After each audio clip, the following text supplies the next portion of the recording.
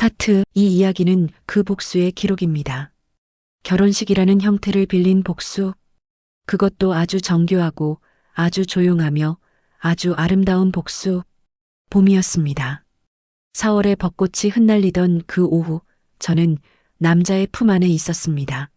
눈을 감으면 꽃잎이 볼에 닿는 감촉이 느껴졌고, 귀에는 그 사람의 숨소리만 들렸습니다.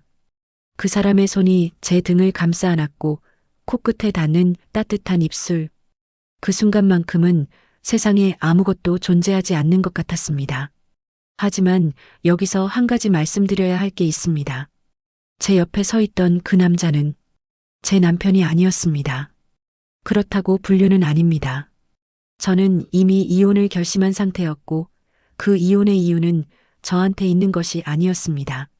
오히려 저는 피해자였습니다. 배신당한 아내였고 무너진 여자였으며 눈물을 삼키고 삼키다 결국 다른 방법을 선택한 사람이었습니다. 그 방법이란 복수였습니다. 제가 어떻게 무너졌고 어떻게 다시 일어섰으며 어떻게 마지막 단 한 방으로 모든 것을 뒤집었는지에 대한 이야기입니다. 시작하겠습니다. 사연 시작 전에 구독과 좋아요 한 번만 부탁드립니다. 다음 영상을 놓치지 않고 빠르게 만나보실 수 있습니다. 여러분들이 계신 그곳에 따뜻한 행운이 머물길 바랍니다. 우리가 행복했던 시절. 제 이름은 이수진입니다. 올해 45입니다. 28배 김태준을 만났고 30에 결혼했습니다. 15해를 함께 살았습니다. 강산이 한 번 반이 바뀌는 시간이죠. 그 긴 시간 동안 저는 태준을 의심한 적이 단 한 번도 없었습니다. 그게 저의 자랑이자 지금 돌이켜보면 가장 큰 약점이었습니다. 태준은 첫인상부터 안정감을 주는 사람이었습니다. 지인의 소개로 만난 첫날, 그는 작은 이탈리안 레스토랑에서 파스타를 주문했습니다. 메뉴판을 오래 보지 않았고 와인도 소믈리에에게 맡기지 않고 직접 골랐으며 제가 말할 때는 폰을 테이블 아래에 뒤집어 놓았습니다. 그 마지막 행동이 결정적이었습니다. 저는 그때 속으로 생각했습니다. 이 사람은 예의 바른 사람이다. 그것이 전부였는데 결국 그것으로 충분했습니다. 우리는 3개월 만에 연인이 되었고 2년의 연애 끝에 결혼식을 올렸습니다. 예식장은 크지 않았습니다. 하객이 100명이 채 안 되는 소박한 결혼식이었지만 저는 그날이 인생에서 가장 빛나는 날이라고 생각했습니다. 태준의 형, 김영철 씨가 축사를 했습니다. 마이크를 잡은 형철 씨는 평소의 과묵한 인상과 달리 조금 긴장한 듯 종이를 바라보며 읽었습니다. 태준아, 수진 씨는 소중한 사람이다. 평생 행복하게 해줘라. 형으로서 부탁한다. 짧은 축사였지만 태준의 눈이 빨개졌습니다. 저도 따라 눈물이 맺혔고요. 그 말이 이렇게 공허해질 줄은 그날 식장에 있던 누구도 몰랐을 겁니다. 결혼 초에는 작은 아파트에서 시작했습니다. 태준의 무역회사가 점차 자리를 잡으면서 생활도 넉넉해졌습니다. 저는 작은 꽃집을 열었습니다. 카네이션, 장미, 튤립, 프리지아. 꽃들 사이에서 일하는 게 좋았습니다. 향기가 좋았고 손님들의 표정이 좋았습니다. 꽃을 받는 사람들은 항상 조금씩 행복해 보였으니까요. 아이는 생기지 않았습니다. 처음엔 노력했지만 잘 되지 않았고 어느 순간부터 서로 그 이야기를 꺼내지 않게 되었습니다. 대신 우리는 둘만의 방식으로 살았습니다. 주말엔 드라이브를 갔고 여름엔 짧은 여행을 다녔으며 겨울엔 집에서 영화를 봤습니다. 태준은 손이 따뜻한 사람이었습니다. 잘 때도 제 손을 꼭 잡고 자는 버릇이 있었는데 저는 그게 그렇게 좋을 수가 없었습니다. 아무 말 없이 그냥 손을 잡고 자는 것만으로도 충분히 안심이 되었으니까요. 지금 생각하면 참 우스운 일입니다. 형수님, 그러니까 박미영 씨는 형철 씨와 결혼한 지 12년이 된 사람이었습니다. 우리 결혼식 3년 후에 두 사람이 결혼했으니까요. 미영 씨는 활발하고 입이 가벼운 편이었습니다. 처음엔 그 점이 조금 부담스러웠는데 시간이 지나면서 그 활달함이 오히려 편했습니다. 무거운 침묵 없이 이야기가 이어지는 자리가 좋기도 했고요. 넷이서 여행도 다녔습니다. 제주도에 한 번, 부산에 한 번. 형철 씨와 태준이 앞에서 걷고 저와 미영 씨가 뒤에서 걸으며 이런저런 이야기를 나눴습니다. 미영 씨는 그때 어깨에 제 팔을 자연스럽게 걸며 웃었습니다. 수진 씨, 우리 이렇게 잘 맞는 거 보면 전생의 자매였나 봐. 저는 그 말이 좋았습니다. 자매. 그렇게 느껴졌으니까요. 그게 가장 큰 착각이었습니다. 균열의 시작. 이상한 낌새를 처음 느낀 것은 지난해 가을이었습니다. 9월 어느 밤 저는 꽃집 마감을 마치고 집에 돌아왔습니다. 태주는 소파에 앉아 핸드폰을 보다가 제가 들어오는 소리에 화면을 뒤집었습니다. 딱 그 동작 하나였습니다. 다른 건 아무것도 없었습니다. 하지만 뭔가 이상했습니다. 핸드폰 화면을 뒤집는 것이 저를 피하는 것처럼 느껴졌다는 것은 그냥 제 예민함 탓이라고 스스로를 달랬습니다. 그랬습니다. 달랬습니다. 그러나 그로부터 한 달 사이에 이상한 것들이 하나씩 쌓여갔습니다. 퇴근이 늦어지기 시작했습니다. 처음엔 한두 번, 그러다 일주일에 두세 번. 접대가 있다고 했고 야근이 있다고 했습니다. 저는 그 말들을 믿었습니다. 회사가 요즘 바쁜 시기라는 것도 알고 있었으니까요. 하지만 이런 것들은 어떻게 설명하죠? 샤워를 먼저 하고 나오는 횟수가 늘었습니다. 예전엔 옷만 갈아입고 밥부터 먹었는데, 그리고 어느 날 그의 재킷을 세탁소에 맡기려고 꺼내다가 주머니에서 영수증 한 장을 발견했습니다. 강남 어딘가에 레스토랑 이름이 적혀 있었습니다. 2사람분의 저녁 식사. 날짜는 태준이 야근이 있다고 했던 날. 저는 그 영수증을 오래 바라봤습니다. 그리고 조용히 다시 주머니에 넣었습니다. 왜냐고요? 아직 확신이 없었으니까요. 업무상 저녁일 수도 있었습니다. 클라이언트 미팅일 수도 있었고요. 저는 그쪽으로 생각하려 했습니다. 그쪽으로. 하지만 몸은 이미 알고 있었던 것 같습니다. 가슴 한편에 돌멩이 하나가 놓인 것처럼 무언가 무거운 것이 자리를 잡기 시작했습니다. 밥을 먹어도 잘 넘어가지 않았고 밤에 잠이 잘 들지 않았습니다. 태준이 옆에서 코를 골며 자는 소리를 들으면서 저는 천장을 바라보곤 했습니다. 저 사람이 낯설다는 생각을 처음 한 것도 그 즈음이었습니다. 11월의 금요일 밤이었습니다.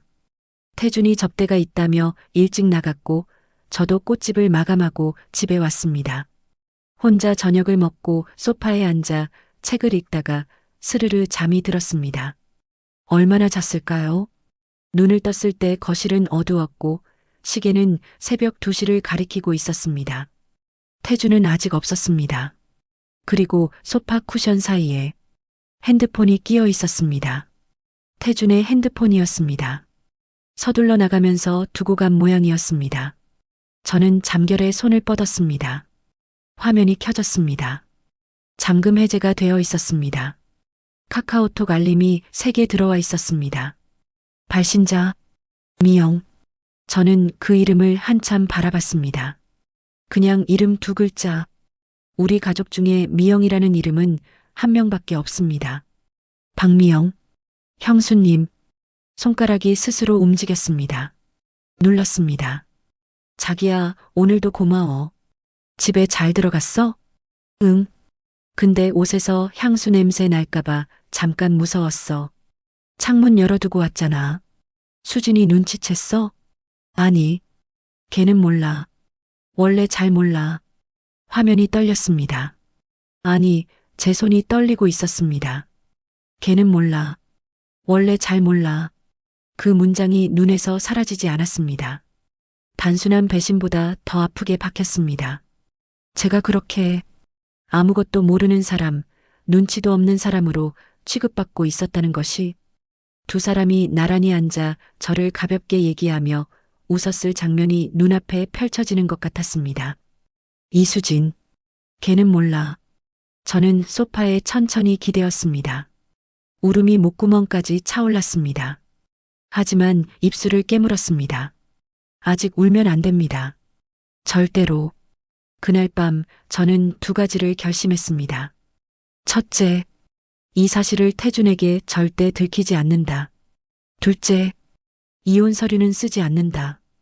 이혼? 그런 단어는 제 계획에 없었습니다. 이혼은 너무 조용했습니다. 너무 쉬웠습니다. 그 두 사람이 받아야 할 것은 그런 게 아니었습니다. 저는 다른 것을 생각하고 있었습니다. 아직 윤곽만 잡힌, 아직 이름도 없는, 그러나 분명히 존재하는 무언가를 웃으면서 참는 법. 다음 날 아침이었습니다. 태준이 새벽 3시가 넘어 들어왔습니다. 저는 침실에 누워 자는 척했습니다. 그가 조심스럽게 옷을 벗고 욕실에서 샤워를 하고 조용히 이불 속으로 들어오는 소리를 들으면서 저는 눈을 감은 채 숨을 고르게 유지했습니다. 자는 척이 이렇게 힘든 일인지 몰랐습니다. 아침에 태준이 눈을 떴을 때 저는 부엌에서 된장찌개를 끓이고 있었습니다. 늦게 왔네. 접대 잘 끝났어? 목소리가 흔들리지 않았습니다. 스스로도 놀랐습니다. 태준이 잠깐 저를 바라봤습니다. 뭔가를 읽으려는 것처럼. 하지만 제 얼굴은 평온했습니다. 냄비를 저으며 자연스럽게 웃었습니다. 응, 피곤하다. 씻고 올게. 그가 욕실로 들어가는 소리를 들으며 저는 가스불을 줄였습니다. 눈을 감았습니다. 딱 3초. 그것으로 충분했습니다. 눈을 뜨고 그릇을 꺼냈습니다. 그날부터 저의 두 번째 삶이 시작되었습니다. 겉으로는 아무것도 모르는 아내로, 안으로는 치밀하게 계획을 세우는 사람으로 두 개의 삶을 동시에 살아야 했습니다. 생각보다 잘 됐습니다. 어쩌면 저는 그런 재주가 있는 사람이었는지도 모릅니다. 꽃집을 운영하면서 저는 틈틈이 증거를 수집했습니다. 태준의 카드 명세서를 조용히 확인했습니다. 이상한 날짜들을 메모했습니다. 낯선 가게 이름들, 강남과 마포 어딘가의 레스토랑들, 평일 낮에 찍힌 주유 기록들, 퍼즐 조각들이 하나씩 모였습니다. 가장 결정적인 것은 블랙박스였습니다. 태준이 명절에 고향에 내려가면서 제 차를 쓴 적이 있었습니다. 저는 그 틈에 태준 차의 블랙박스 영상을 확인했습니다. 한 달치 영상 중에 이상한 게 있었습니다. 야근이 있다던 날 오후 5시. 차는 회사가 아니라 강남 어딘가의 주거 지역을 달리고 있었습니다.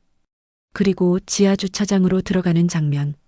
뒷좌석에는 미영 씨가 타고 있었습니다. 영상을 끄고 저는 한참을 멍하니 앉아 있었습니다. 그날 저는 꽃집 창고에 혼자 들어가서 문을 잠갔습니다.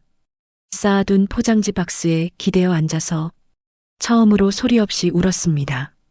오래 울었습니다. 1시간쯤은 울었습니다. 다 울고 나서 세수를 했습니다. 눈이 부어 있었습니다. 거울을 보며 제 자신에게 말했습니다.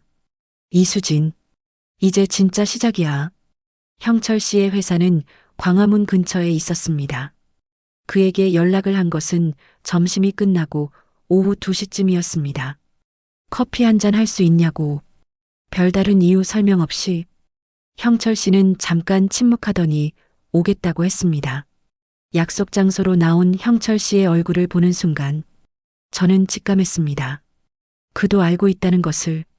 눈 아래 그늘이 짙었습니다. 처음 봤을 때보다 살이 빠진 것 같았고 어딘가 피로한 기색이 역력했습니다. 자리에 앉아 커피잔을 감싸쥐는 손이 가볍게 떨리고 있었습니다. 저는 바로 말했습니다. 형철 씨, 저 다 알아요. 형철 씨의 손이 잠시 굳었습니다.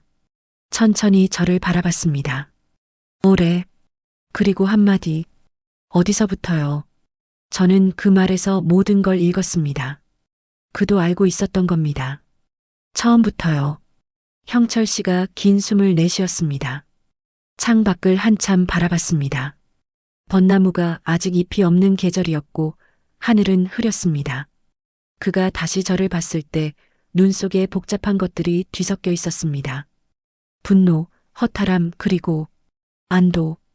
혼자 안고 있던 것을 이제 누군가와 나눌 수 있다는 그 안도. 얼마나 됐어요. 아는 게. 2달쯤요. 형철 씨는요? 잠시 침묵이 있었습니다. 5달. 저는 숨을 참았습니다. 5달. 그 긴 시간을 혼자 알고 있었던 겁니다. 그 무게가 어느 정도였을지 조금은 알 것 같았습니다. 왜 말 안 하셨어요? 형철 씨가 천천히 대답했습니다. 말하면 진짜가 되잖아요. 그 말이 가슴을 찔렀습니다.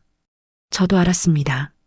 소리내어 말하면 사실이 되고 사실이 되면 무너져야 하니까. 그래서 혼자 버텼던 것이겠죠. 저는 핸드백에서 봉투 하나를 꺼내 테이블에 올려놓았습니다. 2달간 모은 것들이었습니다. 사진들, 영수증 사본, 날짜와 장소가 적힌 메모들, 블랙박스 영상을 캡처한 프린트물들. 형철 씨가 봉투를 열었습니다. 훑었습니다. 표정이 변하지 않았습니다. 아마 이미 각오하고 있었겠지요. 하지만 마지막 장을 보는 순간 그의 턱선이 살짝 굳었습니다. 언제 거예요? 이게 2달 전이요. 형철 씨가 봉투를 내려놓았습니다. 손을 테이블 위에 가만히 얹었습니다. 큰 손이었습니다. 마디가 굵고 단단한 그 손이 지금 아주 가늘게 떨리고 있었습니다. 저는 말했습니다. 이혼하실 건가요? 형철 씨가 저를 바라봤습니다. 수진 씨는요? 저는 잠시 생각하는 척 했습니다. 사실은 이미 결정되어 있었지만 이혼보다 더 나은 방법을 생각 중이에요. 형철 씨의 눈이 가늘어졌습니다. 무슨 방법이요? 저는 천천히 커피를 한 모금 마셨습니다. 그리고 미소를 지었습니다. 그 자리에서 처음으로 짓는 미소였습니다. 결혼식을 올리려고요. 계획. 형철 씨는 오랫동안 저를 바라봤습니다. 그리고 나지막이 말했습니다. 설명해 주세요. 저는 말했습니다. 천천히 또박또박 생각해왔던 계획을 처음으로 소리내어 말하는 순간이었습니다. 이상하게도 목소리가 흔들리지 않았습니다. 오히려 차분하고 명확했습니다. 결혼식을 준비한다. 하객들을 초대한다. 태준도 미영도 초대한다. 아무것도 모르는 척 2사람을 가장 가까운 자리에 앉힌다. 그리고 버진 로드를 걷는 신부는 저이고 신랑은 형철 씨다. 모든 것을 공개하는 자리로 만든다. 이혼은 조용히 할 수 있습니다. 위자료를 받을 수도 있고 법적 절차를 밟을 수도 있습니다. 하지만 그것으로는 부족했습니다. 2사람이 뻔뻔하게 지내온 시간만큼 그 대가를 치르게 해야 했습니다. 법적으로가 아니라 사회적으로, 관계적으로, 그리고 무엇보다 2사람의 자존심이 가장 아프게. 형철 씨가 오래 침묵했습니다. 그 결혼식에서 우리가 진짜 결혼을 하는 건 아니죠. 물론이죠. 하지만 사람들은 그렇게 볼 텐데요. 상관없어요. 저는 그 이유는 생각하지 않아요. 그 자리에서 모든 걸 공개하면 되는 거니까요. 형철 씨가 테이블 위의 봉투를 다시 바라봤습니다. 도와드리겠습니다. 그 한마디였습니다. 저는 고개를 끄덕였습니다. 심장이 쿵 내려앉았습니다. 설레는 것인지 두려운 것인지 아니면 드디어 뭔가가 시작된다는 실감인지 뒤섞인 감정이었습니다. 우리는 그날 2시간 동안 이야기했습니다. 장소, 시기, 하객 구성, 역할 분담. 형철 씨는 말수가 적었지만 논리적이었습니다. 말 한마디 한마디가 정확했고 허투루 하는 말이 없었습니다. 헤어지기 전 형철 씨가 제 눈을 바라보며 말했습니다. 수진 씨, 이거 후회하지 않을 자신 있어요? 저는 잠시도 망설이지 않았습니다. 네. 형철 씨가 처음으로 작게 웃었습니다. 쓴웃음이었지만 그 안에 뭔가 따뜻한 것이 있었습니다. 그날 이후 저와 형철 씨는 공모자가 되었습니다. 2사람 사이에 피어나는 것. 공모자라는 말이 맞지만 시간이 지나면서 그 이상이 되어가고 있다는 것을 저는 어느 순간부터 느끼기 시작했습니다. 형철 씨와는 주로 태준이 없는 시간대에 조용한 카페에서 만났습니다.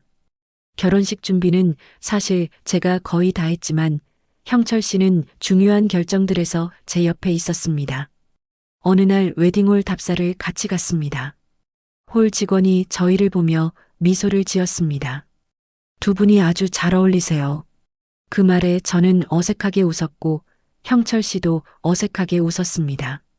눈이 잠깐 마주쳤다가 서로 다른 곳을 봤습니다. 홀을 둘러보고 나오면서 형철 씨가 말했습니다. 선택 잘하셨네요. 여기 조명이 좋아요. 조명을 어떻게 알아요? 설계 쪽 일을 잠깐 했었어요. 오래전에. 저는 그것도 처음 알았습니다. 10년 넘게 알고 지낸 사람인데 정작 그 사람에 대해 아는 게 없었다는 것을. 형철 씨는 요즘 어때요? 뜬금없는 질문이었습니다. 형철 씨가 저를 봤습니다. 어떻다니요? 잠은 자요? 밥은요? 형철 씨가 잠시 생각하더니 말했습니다. 잠은 좀 어려워요. 밥은 그냥 먹어요. 저는 고개를 끄덕였습니다. 저도요. 그것으로 충분했습니다. 더 많은 말이 필요 없었습니다. 같은 처지에 있는 두 사람이 서로의 안부를 묻고 서로가 버티고 있다는 것을 확인하는 것. 그것만으로 어느 날 저녁이었습니다. 형철 씨가 드레스 관련 자료를 함께 보다가 갑자기 말했습니다. 수진 씨는 드레스 입으면 예쁠 것 같아요. 저는 손을 멈췄습니다. 그게 무슨 말이에요? 그냥 이 상황이 이렇게 됐는데 적어도 그날 수진 씨가 가장 아름다워야 한다고 생각해서요. 저는 한참을 아무 말도 못했습니다. 그 말의 맥락은 알겠는데 왜인지 가슴이 이상하게 흔들렸습니다. 고맙다는 말을 어떻게 해야 할지 모르겠네요. 형철 씨가 창 밖을 바라보며 말했습니다. 고맙다고 하지 않아도 돼요.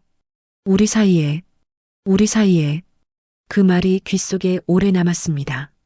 계획을 준비하는 몇 달 동안 저와 형철 씨는 점점 자연스러워졌습니다. 처음엔 격식이 있었는데 어느 순간부터 말투가 조금씩 부드러워졌습니다. 형철 씨가 먼저 이름을 불렀습니다. 수진 씨. 네. 오늘 얼굴이 좀 안 좋아 보여요. 꽃집일이 좀 많았어요. 그럼 오늘은 일찍 들어가요. 그런 짧은 대화들이 쌓여갔습니다. 서로의 커피 취향을 알게 되었고 형철 씨가 단 것을 싫어한다는 것도 제가 비 오는 날 유독 기분이 처진다는 것도 알게 되었습니다. 어느 날은 비가 내렸습니다. 카페에서 나오다가 우산이 없는 형철 씨 옆에 제 우산을 펼쳤습니다. 형철 씨가 제 키에 우산을 맞추려 허리를 살짝 낮췄고 덕분에 어깨가 맞닿았습니다. 둘 다 아무 말을 안 했습니다. 그냥 걸었습니다. 그 잠깐의 온기가 저를 놀라게 했습니다. 이건 안 되는 감정이었습니다. 저는 그렇게 생각했습니다. 지금은 복수에 집중해야 할 때였고 감정이 흔들려선 안 됐습니다. 하지만 몸이 먼저 알아버린 것을 머리로 막을 수는 없었습니다. 형철 씨도 아마 비슷했을 겁니다. 아슬아슬한 일상. 계획이 진행되는 동안 가장 힘든 것은 매일 태중과 같은 집에서 사는 것이었습니다. 아침에 밥을 차리고 저녁에 반찬을 준비하고 주말엔 같이 장을 봤습니다. 태주는 아무것도 모른 채 평소와 다름없이 행동했습니다. 가끔 제 손을 잡기도 했고 드라마를 같이 보다가 잠들기도 했습니다. 그럴 때마다 저는 무감각해지는 연습을 했습니다. 그 손이 오늘도 미영 씨에게 문자를 보냈겠구나. 이 사람이 저녁을 맛있게 먹는 동안 어디서 무엇을 하고 왔겠구나. 생각하면 끝이 없었습니다. 그래서 생각하지 않기로 했습니다. 기계처럼 아침밥, 저녁밥, 웃음, 잠. 그것만 했습니다. 그래도 위험한 순간들이 있었습니다. 어느 날 태준이 느닷없이 말했습니다. 수진아, 우리 여행 한번 갈까? 형이랑 형수도 같이. 저는 순간 숨이 막혔습니다. 왜 갑자기요? 그냥 오랜만에 넷이서 가면 좋을 것 같아서. 저는 천천히 웃었습니다. 좋아요. 어디 가고 싶어요? 평온한 목소리로. 떨리지 않게. 완벽하게. 그날 밤 저는 형철 씨에게 문자를 보냈습니다. 태준이 여행 가자고 해요. 잠시 후 형철 씨의 답장이 왔습니다. 알고 있어요. 미영도 얘기하더라고요. 어떻게 할까요? 까죠. 오히려 좋아요. 오히려 좋다는 말이 무슨 의미인지 저는 바로 알아챘습니다. 더 많은 것을 관찰할 수 있는 기회, 두 사람의 행동을 가까이서 볼 수 있는 시간. 결국 우리 넷은 강원도로 여행을 갔습니다. 그 여행이 제게는 가장 힘든 사흘이었습니다. 낮에는 넷이 함께 다녔고 저녁엔 카라반에서 바비큐를 했습니다. 태준이 미영 씨한테 고기를 건네는 자연스러운 손길을, 미영 씨가 태준에게만 보내는 미묘한 눈빛을 저는 다 보았습니다. 보면서도 모르는 척했습니다. 형철 씨도 다 보고 있었습니다. 저와 눈이 마주쳤을 때 형철 씨의 눈빛이 다 안다고 말하고 있었습니다. 그 눈빛이 저한테는 이상하게 위안이 되었습니다. 첫째 날 저녁 태준과 미영 씨가 마트에 장을 보러 간다며 나갔습니다. 두 사람이 사라지고 저와 형철 씨만 남았습니다. 카라반 앞 의자에 나란히 앉아서 한참 말없이 별을 봤습니다. 수고 많아요. 형철 씨가 먼저 말했습니다. 형철 씨도요. 지금 많이 힘들죠. 형철 씨는요. 저도요. 그것뿐이었습니다. 그래도 충분했습니다. 찬 공기 속에서 나란히 앉아 별을 보는 것만으로 그 자리가 조금은 버틸만해졌습니다. 형철 씨가 조용히 제 손 위에 손을 얹었습니다. 잠깐이었습니다. 금방 걷었습니다. 하지만 그 온기는 밤새 손바닥에 남아 있었습니다. 초대장, 결혼식 날짜는 4월 셋째 주 토요일로 잡았습니다. 벚꽃이 절정인 시기였습니다. 의도적으로 골랐습니다. 화사하고 아름다운 날 가장 극적인 장면을 만들기 위해서 초대장을 보내기 전에 저는 어머니께 먼저 말씀드렸습니다. 어머니는 처음에 말문이 막히셨습니다. 딸이 이런 계획을 짜고 있는 줄은 상상도 못하셨겠죠. 한참 후에 어머니가 말씀하셨습니다. 수진아, 그 결혼식에서 네가 다치면 어떡하냐. 저는 어머니 손을 꼭 잡았습니다. 다치더라도 괜찮아요, 엄마. 이렇게 그냥 끝내는 것보다는. 어머니가 저를 오래 바라보셨습니다.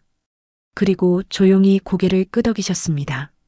그래, 내 엄마가 옆에 있을게. 초대장은 특별하게 만들지 않았습니다. 담백하고 예쁜 디자인으로 받는 사람이 의심하지 않도록 그냥 평범한 청첩장처럼 발신자 이름은 이수진으로만 적었습니다. 상대 신랑 이름은 일부러 비워두었습니다. 결혼식 당일에 알게 될 거예요. 그렇게만 적었습니다. 태준에게 청첩장을 건넸을 때 그 사람의 반응이 재미있었습니다. 이게 뭐야? 청첩장이요. 누구 거? 제 거요. 태준이 잠시 멍하니 저를 봤습니다. 수진아, 이게 무슨, 이번 달 넷째 주 토요일이요. 꼭 와줘야 해요. 저는 그것만 말하고 부엌으로 들어갔습니다. 뒤에서 태준이 어리둥절한 표정으로 청첩장을 뒤집어 보는 소리가 들렸습니다. 미영 씨에게도 따로 청첩장을 보냈습니다. 미영 씨한테서 전화가 왔습니다. 수진 씨, 이게 뭐야? 결혼식이라고? 네, 형수님. 꼭 오셔야 해요. 형철 씨도 모시고요. 근데 신랑이 누구야? 이름이 없잖아. 당일에 알게 되실 거예요. 깜짝 이벤트예요. 미영 씨가 잠깐 침묵하더니 웃었습니다. 뭐야, 수진 씨 무슨 소설 쓰는 거야? 저는 웃었습니다. 진심으로. 소설보다 더 재미있을 거예요, 형수님. 드레스를 입다. 결혼식 사흘 전 드레스 피팅이 있었습니다. 드레스 가게 원장님이 저를 보시더니 말씀하셨습니다. 어머, 손님. 정말 신부 같으세요. 저는 거울 속 자신을 바라봤습니다. 45의 얼굴이 웨딩 드레스를 입고 있었습니다. 어색할 줄 알았는데 생각보다 괜찮았습니다. 아니, 솔직히 말하면 아름다웠습니다. 15해 전 처음 결혼할 때보다 더. 그때는 설레어서 얼굴이 빨갰는데 지금은 고요했습니다. 담담했습니다. 그 고요함이 오히려 얼굴에 깊이를 더하는 것 같았습니다. 형철 씨에게 사진을 찍어서 보냈습니다. 드레스 맞춰봤어요. 잠시 후 답장이 왔습니다. 예쁘네요. 새삼스럽게요. 새삼스럽지 않아요. 저는 핸드폰을 내려놨습니다. 가슴이 조금 이상했습니다. 피팅을 마치고 나오는데 형철 씨가 가게 앞에 서 있었습니다. 미리 말하지도 않았는데 왜 왔어요? 그냥 걱정이 돼서요. 저는 잠깐 그를 바라봤습니다. 저 안 도망가요. 알아요. 그냥 같이 있고 싶었어요. 그 말이 바람처럼 지나갔습니다. 우리는 나란히 걸었습니다. 봄날 오후였고 거리에 벚꽃이 흩날리고 있었습니다. 형철 씨가 제 어깨에 떨어진 꽃잎을 가볍게 떼어냈습니다. 아주 자연스러운 손길로 저는 멈추지 않고 걸었습니다. 하지만 그 손길이 오래 기억에 남을 것 같다고 생각했습니다. 결혼식 전날 밤이었습니다. 저는 혼자 방에 앉아 내일을 생각했습니다. 이 계획을 짜기 시작한 것이 몇 달 전이었고 그 사이에 얼마나 많은 일들이 있었는지 무감각하게 아침밥을 차렸던 날들, 혼자 창고에서 울었던 날들, 형철 씨와 나란히 별을 봤던 밤들. 내일이면 끝납니다. 좋은 의미로도 나쁜 의미로도 태준과의 결혼은 끝납니다. 그리고 미영 씨와의 형수 관계도 끝납니다. 아름답다고 생각했던 것들이 산산이 부서집니다. 하지만 동시에 무언가가 시작되는 느낌도 들었습니다. 그것이 무엇인지는 아직 몰랐습니다. 알 필요도 없었고요. 저는 불을 끄고 누웠습니다. 이상하게 잠이 잘 왔습니다. 결혼식 날 아침, 4월의 토요일이었습니다. 창문을 여니 벚꽃이 흩날리고 있었습니다. 바람이 살랑이고 하늘은 맑게 개어 있었습니다. 완벽한 날씨였습니다. 저는 샤워를 하고 머리를 올렸습니다. 헤어 메이크업 선생님이 오셔서 세팅을 도와주셨습니다. 진주 핀을 꽂고 볼에 연분홍 블러셔를 올렸습니다.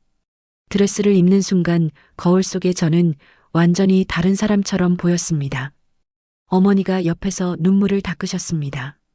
수진아, 너무 예쁘다. 저는 어머니 손을 잡았습니다. 울면 안 돼요, 엄마. 오늘 우는 사람은 따로 있으니까. 어머니가 작게 웃으셨습니다. 그 웃음 속에 딸을 향한 마음이 가득했습니다. 웨딩홀에 도착했을 때 하객들이 이미 자리를 채우고 있었습니다. 50명가량이 와 있었습니다.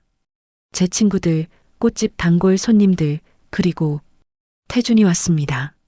앞자리에 정장을 말끔히 차려입고 옆에는 시어머니가 앉아 계셨습니다. 미영 씨도 왔습니다. 형철 씨 옆에 앉아서 어리둥절한 표정으로 홀 안을 둘러보고 있었습니다. 저는 대기실에서 그 광경을 모니터로 확인했습니다. 심장이 규칙적으로 뛰었습니다. 떨리지 않았습니다. 오히려 침착했습니다. 형철 씨가 대기실로 들어왔습니다. 턱시도를 입고 있었습니다.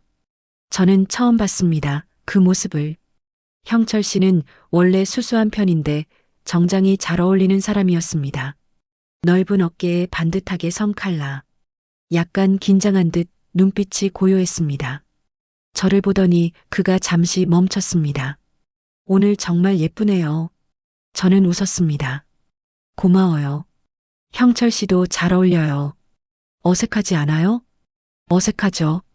근데 괜찮아요. 형철 씨가 팔을 내밀었습니다. 준비됐어요? 저는 그 팔을 잡았습니다. 단단하고 따뜻했습니다. 네. 버진 로드. 웨딩 마치가 울려 퍼졌습니다. 홀의 문이 열렸습니다. 하객들의 시선이 일제히 입구로 향했습니다. 저는 형철 씨의 팔을 잡고 천천히 걷기 시작했습니다.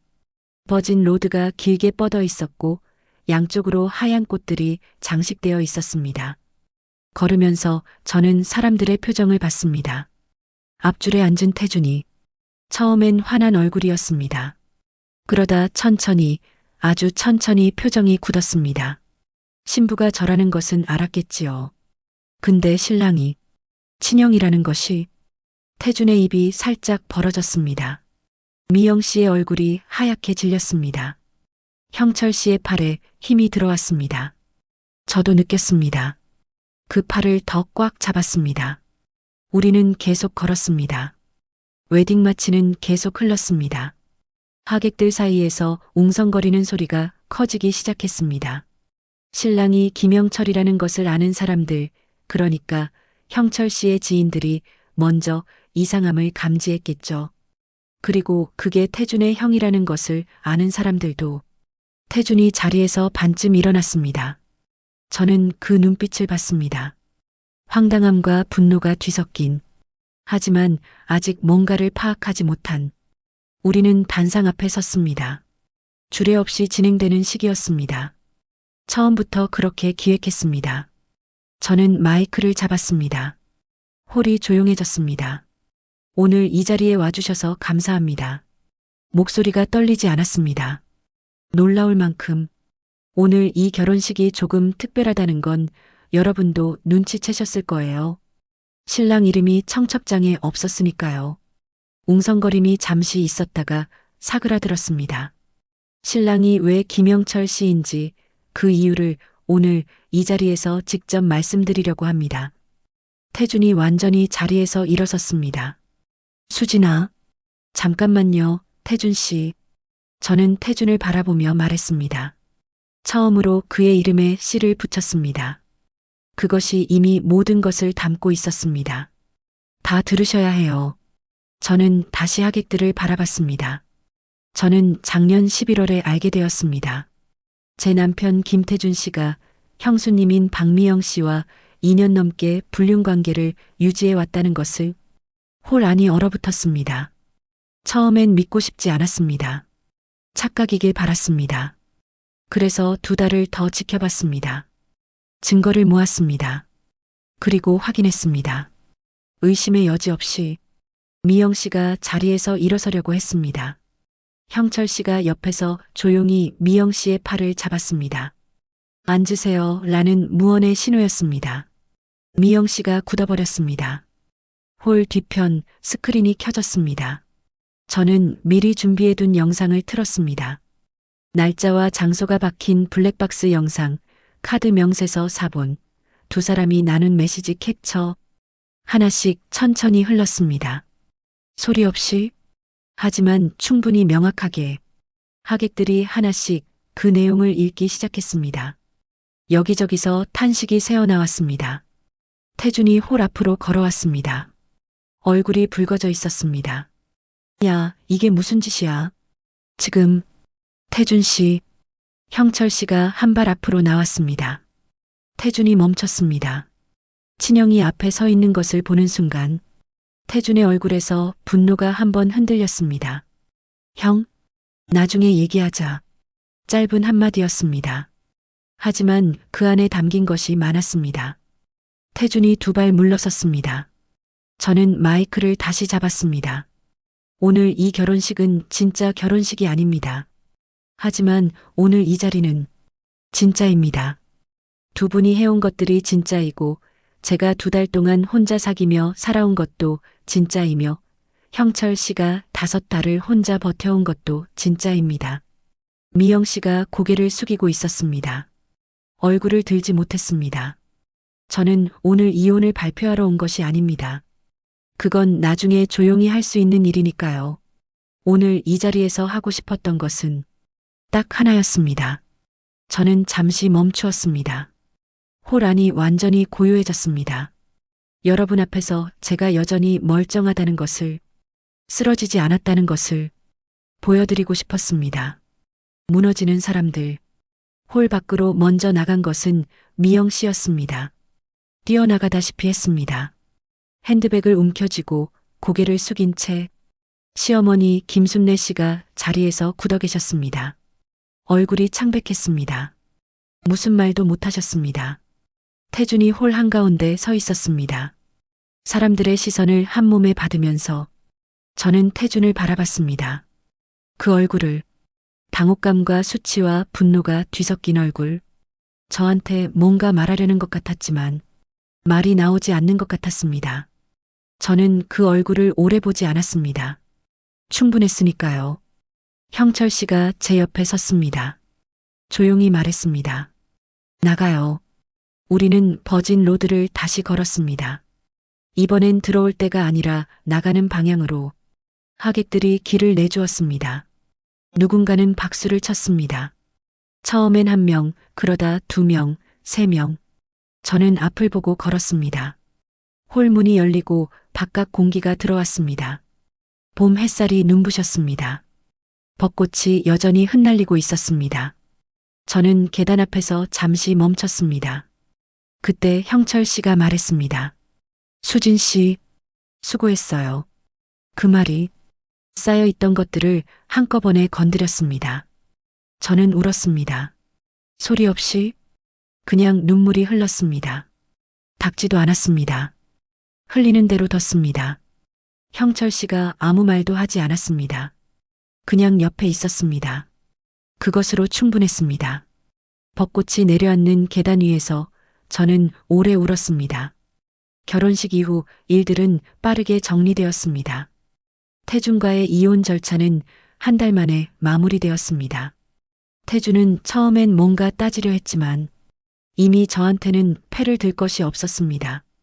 증거는 이미 수십 명 앞에서 공개된 뒤였고 그게 사회적으로 얼마나 큰 파장인지는 태준 스스로가 더 잘 알고 있었을 테니까요. 위자료도 받았습니다. 조용히 꽃집은 그대로 유지했습니다. 오히려 단골 손님들이 더 많아졌습니다. 영상이 퍼지면서 저를 알아보는 분들이 생겼고 그분들이 꽃을 사러 오셨습니다. 조금 쑥스럽기도 했지만 그 따뜻한 마음이 싫지 않았습니다. 시어머니 김순례 씨한테서 연락이 왔습니다.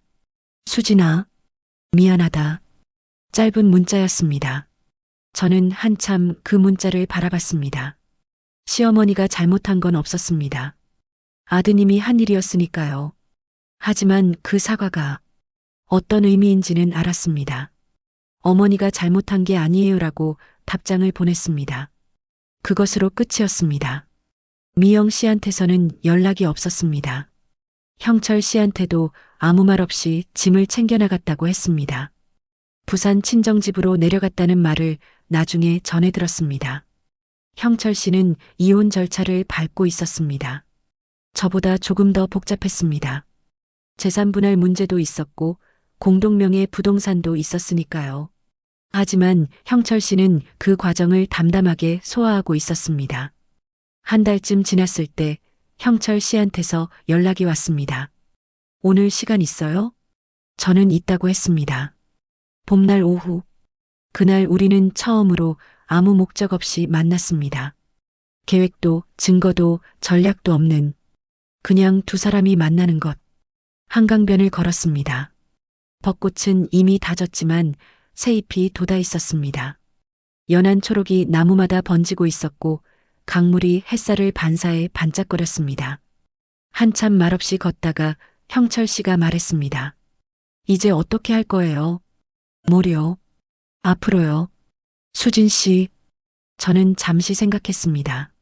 꽃집 계속 할 거예요. 좋으니까요. 그리고 잘 살 거예요. 그게 다예요? 그게 전부예요. 지금은 형철 씨가 끄덕였습니다. 나도 그렇게 생각해요. 지금은 그게 전부여도 된다고. 잠시 침묵이 흘렀습니다. 강바람이 불어왔습니다. 머리카락이 흩날려서 눈에 걸렸습니다. 형철 씨가 손을 뻗어 제 머리카락을 귀 뒤로 넘겨줬습니다. 아주 자연스러운 손길이었습니다. 저는 멈추지 않고 걸었습니다. 하지만 심장이 한번 크게 뛰었습니다. 형철 씨, 네. 우리, 이 다음에 뭐가 될 수 있을까요? 형철 씨가 천천히 걸음을 멈췄습니다. 저도 따라 멈췄습니다. 강물을 바라보는 옆모습이 고요했습니다. 한참 후에 그가 말했습니다. 지금 당장 대답할 수는 없어요. 알아요. 근데 나쁘진 않을 것 같아요. 저는 웃었습니다. 오랜만에 진심으로 웃은 것 같았습니다. 저도요. 우리는 다시 걸었습니다.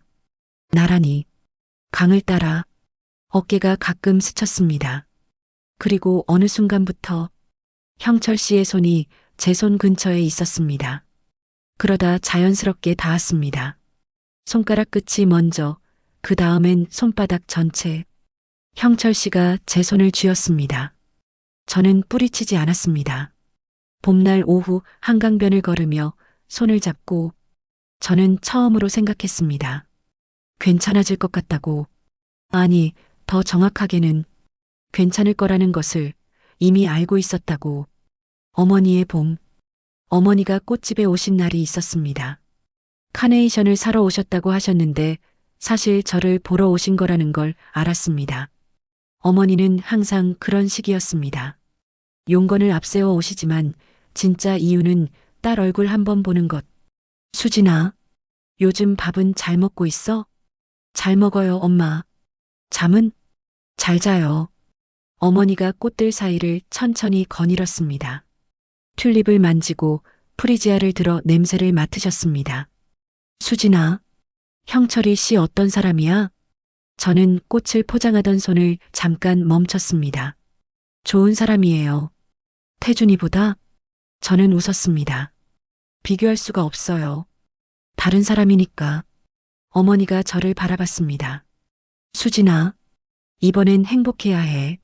알지? 저는 포장을 마치고 카네이션 다발을 어머니 손에 들려드렸습니다. 알아요, 엄마. 어머니가 꽃 냄새를 맡으며 웃으셨습니다. 이거 향이 좋다. 봄이 왔어. 저도 웃었습니다. 네, 봄이 왔어요. 새 출발. 6월이었습니다. 형철 씨의 이혼이 최종 마무리된 날, 우리는 저녁을 같이 먹었습니다. 특별한 식당이 아니라 꽃집 근처의 작은 한식 가게였습니다. 된장찌개와 잡채, 그리고 소주 한 병. 수고했어요. 이번엔 제가 먼저 말했습니다. 형철 씨가 소주잔을 들었습니다. 우리 둘 다 잔을 부딪혔습니다. 식사를 마치고 나오는 길에 형철 씨가 말했습니다. 수진 씨, 네, 우리 천천히 시작해 볼 수 있을까요? 저는 걸음을 멈추지 않았습니다. 하지만 형철 씨 쪽으로 살짝 기울었습니다. 어깨가 닿을 만큼 이미 시작했잖아요. 형철 씨가 조용히 웃었습니다. 그 웃음이 처음 봤을 때와 달랐습니다. 가볍고 따뜻했습니다. 우리는 그렇게 걸었습니다. 나란히 서울의 여름 초입을 환하게. 저의 복수는 끝났습니다. 그리고 제 인생의 새 챕터가 이제 막 시작되고 있었습니다. 걔는 몰라. 원래 잘 몰라. 그 말이 저를 무너뜨릴 뻔했습니다. 그 말이 저를 태준의 그늘 아래 평생 가둘 뻔했습니다. 하지만 저는 몰랐던 게 아니었습니다. 다만 행동하는데 시간이 필요했을 뿐이었습니다. 그리고 저는 행동했습니다. 아주 조용하게, 아주 정교하게, 그리고 아주 아름답게. 이수진, 45, 꽃집 사장, 그리고 이제 막 다시 시작하는 사람. 끝. 오늘 사연이 마음에 남으셨다면 구독과 좋아요 부탁드립니다. 곧 다른 이야기로 찾아뵙겠습니다. 감사합니다. 모두 복 많이 받으세요.